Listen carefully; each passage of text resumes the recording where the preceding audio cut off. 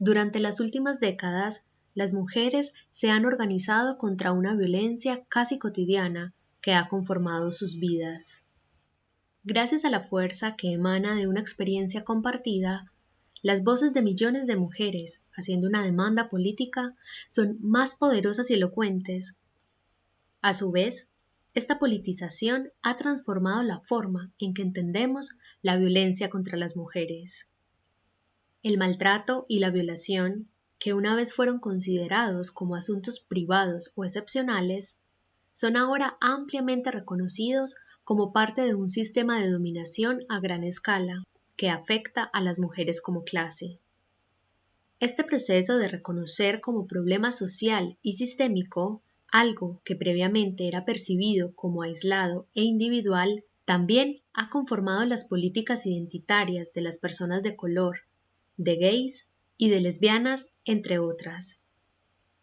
Para todos estos grupos, las políticas basadas en la identidad han sido una fuente de fuerza, creando sentido de comunidad y generando desarrollo intelectual. La lucha por el reconocimiento se ha convertido en la forma paradigmática del conflicto político a finales del siglo XX. En estos conflictos, la identidad de grupo es el motivo principal de movilización política y el reconocimiento cultural el mejor remedio contra la injusticia. Adoptar políticas identitarias, sin embargo, ha generado una confrontación con los conceptos dominantes sobre la justicia social. Las luchas por el reconocimiento tienen lugar en un mundo de desigualdades materiales exacerbadas, en cuanto a la renta y la propiedad, en el acceso al trabajo asalariado, a la educación, a la asistencia sanitaria y al tiempo de ocio. De manera más evidente, también se observan desigualdades en el consumo de calorías y la exposición a la toxicidad medioambiental, y como consecuencia, en las expectativas de vida y en las tasas de enfermedad y mortalidad. La desigualdad material va en aumento en la mayoría de los países del mundo. También se está incrementando la brecha de diferencias globales norte-sur. Distingamos analíticamente ahora las dos formas de la injusticia que se esbozan aquí. La injusticia socioeconómica, arraigada en la estructura económico-política de la sociedad, implica fundamentalmente la explotación, la apropiación del fruto del trabajo propio para beneficio de otro. La desigualdad económica que hace que millones permanezcan confinados a trabajos indeseables o mal pagos, o incluso no tengan acceso al trabajo asalariado y se vean privados de acceso a una vida material adecuada.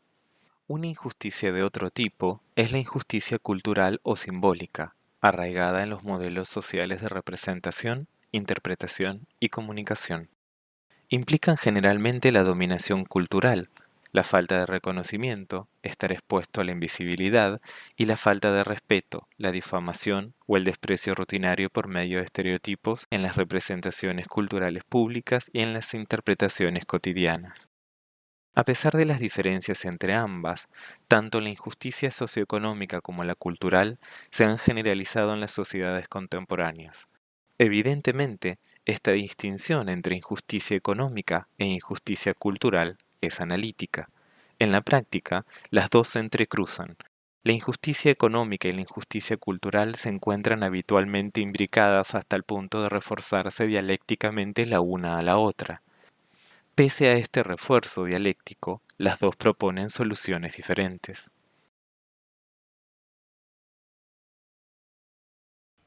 La solución a la injusticia económica pasa por algún tipo de reestructuración político-económica, que puede constituir en la redistribución de la renta, la reorganización de la división del trabajo, el sometimiento de las inversiones a la toma democrática de decisiones, o en la transformación de otras estructuras básicas de la economía. A pesar de que estas soluciones diversas difieren de manera sustancial unas de otras, podemos entenderlas a todas en la línea de la redistribución. La solución a la injusticia cultural, en cambio, consiste en una clase de cambio cultural o simbólico. Esto implicaría una reevaluación dinámica de las identidades denigradas y de los productos culturales de los grupos difamados. También implicaría reconocer y valorar de manera positiva la diversidad cultural. Una perspectiva aún más radical precisaría de la transformación total de los modelos sociales de representación, interpretación y comunicación, de modo que pudiera cambiar el sentido que cada cual tiene de sí mismo y de los demás. A pesar de las diferencias, estas soluciones atañen al reconocimiento. ¿Cuál es la relación que une a las exigencias de reconocimiento que pretenden poner fin a la injusticia cultural y las exigencias de redistribución que pretenden acabar con la injusticia económica? ¿Y qué clase de mutuas interferencias pueden producirse cuando se lucha por ambos tipos de reivindicaciones simultáneamente? Las reivindicaciones de reconocimiento apelan a la especificidad de cierto grupo y, por tanto, afirman el valor de su especificidad y, en este sentido, tienden a promover la diferenciación de grupo. Consideremos, por ejemplo, el grupo constituido por las sexualidades despreciadas. La sexualidad es un modo de diferenciación social, cuyo origen no está en la economía política. Desde este punto de vista, la injusticia que sufren es una cuestión estrictamente de reconocimiento. Su sexualidad es denigrada. Los homosexuales son objeto de humillaciones, acosos, discriminaciones y violencia, y al mismo tiempo que se les niegan plenos derechos legales y una protección en pie de igualdad. Las soluciones a este tipo de injusticia pasan por el reconocimiento y no por la redistribución.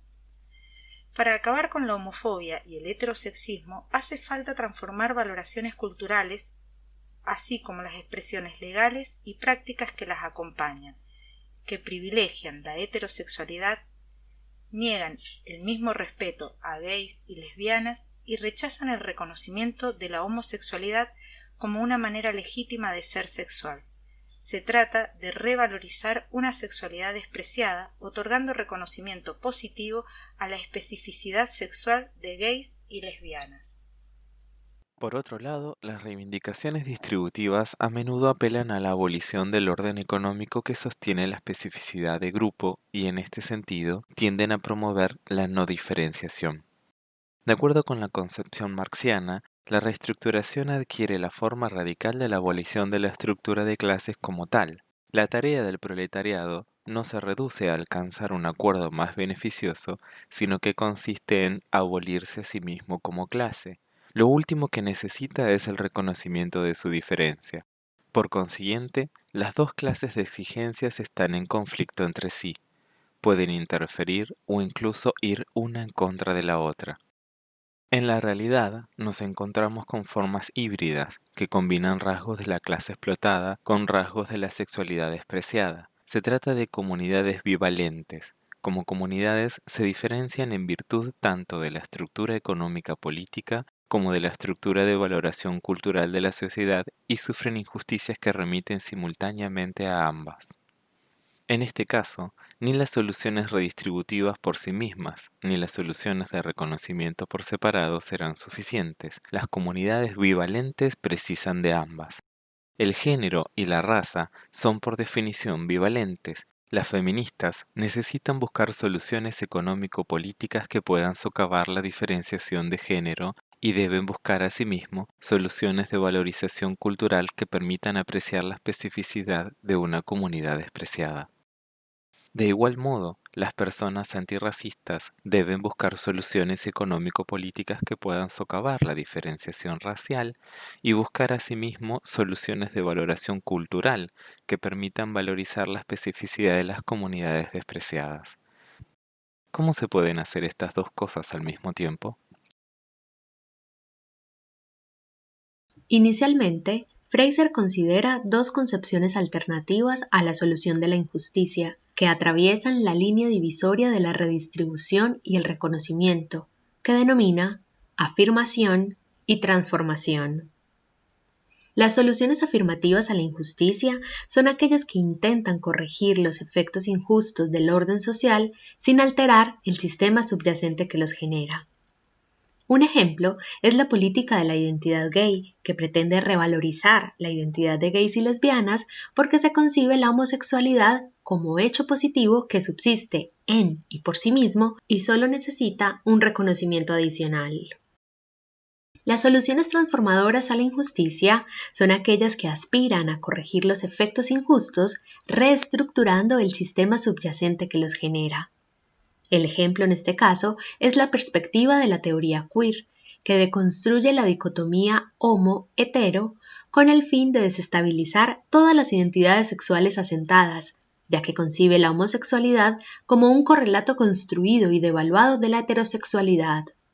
Las soluciones afirmativas tienden a promover la diferenciación de grupo, para corregir los efectos injustos, mientras que las soluciones transformadoras pretenden desdibujar la diferenciación para reestructurar el sistema subyacente que genera los efectos injustos. ¿Qué combinaciones de soluciones funcionan mejor si se aspira a la redistribución y al reconocimiento simultáneamente? Comencemos con la solución redistribución afirmativa, situada históricamente con el proyecto del Estado del Bienestar Liberal, que plantea un reparto superficial de los bienes existentes entre los grupos existentes de las oportunidades laborales y educativas, sin modificar la naturaleza ni el número de dichos trabajos y oportunidades educativas. Un ejemplo de redistribución afirmativa son los programas de asistencia pública que proporcionan ayuda específicamente dirigida.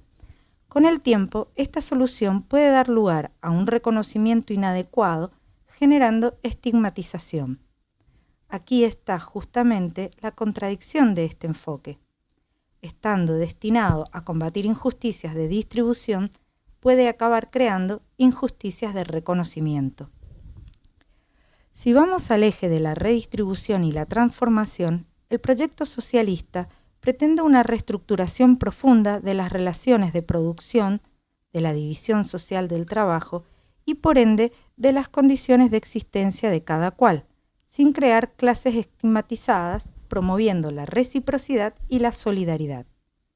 Para ilustrar, sirve la combinación de programas universalistas de bienestar social, las medidas macroeconómicas dirigidas a la creación de pleno empleo y una propiedad pública y o colectiva significativa. Ahora miremos la solución de reconocimiento afirmativa, asociada con el proyecto de multiculturalismo predominante. Un ejemplo es el feminismo cultural, que hace un esfuerzo por asegurar a las mujeres respeto mediante la revalorización de la feminidad, pero sin modificar el código binario de género que lo dota de sentido, con lo cual se hace un reparto superficial de respeto entre las identidades existentes. Finalmente, la solución de reconocimiento y transformación donde encontramos el proyecto de deconstrucción. Se puede ilustrar con la teoría queer, con la deconstrucción feminista o la deconstrucción antirracista, destinadas a desmantelar el eurocentrismo y el androcentrismo, desestabilizando las dicotomías raciales y de género, promoviendo la reestructuración en profundidad del reconocimiento que cada cual tiene de la filiación de sí mismo. Es posible establecer diferentes cruces entre las distintas soluciones, unas más esperanzadoras que otras. La redistribución afirmativa y el reconocimiento afirmativo promueven la diferenciación de grupo. Las soluciones se vuelven superficiales porque no dan cuenta del nivel profundo en el que la economía política se racializa o se conforma según el género. Refuerzan la diferencia vía la estigmatización y al subrayar la diferencia insistente de las mujeres, la gente negra y de las personas más desfavorecidas económicamente se muestra como una ofensa para el compromiso oficial del Estado del bienestar liberal. Para Fraser, el escenario que se ajusta mejor al dilema redistribución-reconocimiento de las comunidades bivalentes, género y raza, cuando se las trata separadamente, es el socialismo en la economía y la deconstrucción en la cultura. Este enfoque doblemente transformador busca generar una cultura en la que las dicotomías jerárquicas de género o raza son reemplazadas por redes de diferencias múltiples en intersección y cambiantes.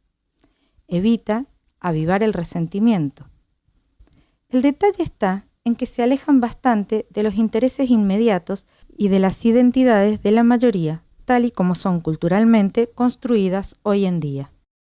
El reto ahora es concebir las formas de afinar este dilema en un campo más amplio de luchas e injusticias, múltiples y entrelazadas.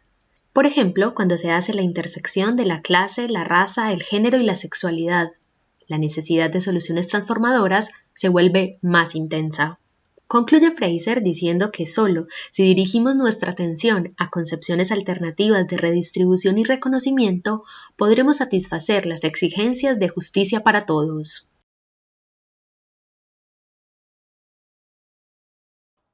And we all know that where there's no name for a problem, you can't see a problem. And when you can't see a problem, you pretty much can't solve it. O sea, no es posible ya para una política radical que lleva entonces a la transformación social, porque la transformación social no es ni inclusión, no es tampoco reforma. Para mí la transformación social tiene que ver con acabar con las desigualdades sociales. Y las desigualdades sociales se terminan en tanto se terminan las opresiones que la producen. Ningún patriarcón hará la revolución.